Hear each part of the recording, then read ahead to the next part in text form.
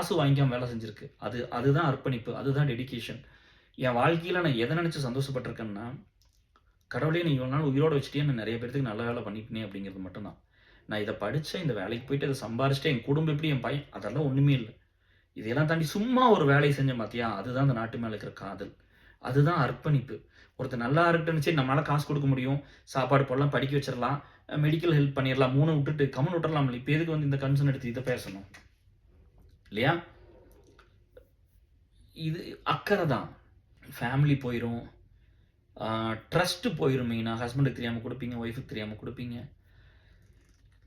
So அதெல்லாம் வந்து தெரிய வந்தோனே என்ன ஆகும்? குடும்பம் என்ன ஆகும்னு நம்ம யோசிக்கணும். ஸோ அது எப்பவுமே அது பண்ணாம இருந்துக்குங்க. சரிங்களா? யாரோடதையும் வந்து எந்த ஒரு விஷயத்தையும் வந்து நம்ம பார்க்குறது, நம்ம எடுத்துக்கிறதா எத சொன்னாலும் எவ்ரிபடி வாண்ட் ஈஸி லைஃப் அவ்வளோதான். எதுவுமே கொஞ்சம் கூட யோசிக்கிறதெல்லாம் இல்லைங்க. நான் நெறைய பேர்த்த பார்த்துருக்கிறேன்.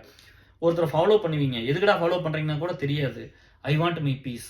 ஐ want to go here. I want to socialise. அந்த மாரி எதுக்கு ஒருத்தர ஃபாலோ பண்றோம்? எதுக்கு ஒருத்தர பண்ணக்கூடாதுன்னு கூட யாருக்குங்க இது? எனக்கு ஈஸி லைஃப் வேணும் அவ்வளோதான். எது வந்தாலும் அத எடுத்துக்கிறது. அது ஒரு பிராண்ட் ஆக்கிக்கிறது. அப்புறம் தூக்கி போட்டு அதையும் மோசம்னு பேசிக்கிறது. இந்த மாரி வந்து நார்மலா இருக்கிற பீப்பிள் பத்தி நம்ம பேச வேண்டாம். அவங்க அப்படிதான் இருப்பாங்க. விடுங்க அவங்கள. அவங்கள வந்து கேர் பண்ணிக்கிறோம். அவங்கள வந்து உங்கள தப்பா சொல்லல. நீங்க கொஞ்சம் கொஞ்சம் புரிஞ்சுகிட்டு கொஞ்சம் சப்போர்ட் பண்ணுங்க அப்படிங்கிறது தான் கேட்குது. திரும்ப திரும்ப நான் பேசி தான் உங்களுக்கு புரியணுமா? பேராசைய தூண்டி விட்டா போதும், இருக்கிறத நம்ம இழந்துருவோங்கிறத தானே சொல்லிக்கிறோம்.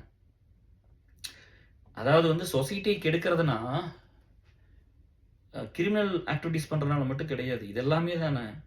ஒரு வக்கரத்த தூண்டுறது, பேராசைய தூண்டுறது, சுயநலத்த தூண்டுறது, அதில போய் விட்டு போட்டு வந்துர்றது, அத ஜஸ்டிஃபை பண்றது, அத பார்த்து இன்னும் 4 பேர் போய் அழிஞ்சு நாசமா போறது. இது எல்லாமே வந்து சொசைட்டிக்கு ஒரு கெட்டது தானே அது. அத கொஞ்சம் பண்ணாம கொஞ்சம் பார்த்துக்கங்க. இந்த இந்த பணம்ங்கிறது வந்து எல்லாரும் ரொம்ப ரொம்ப கஷ்டப்பட்டு சம்பாதிக்கிறோம்.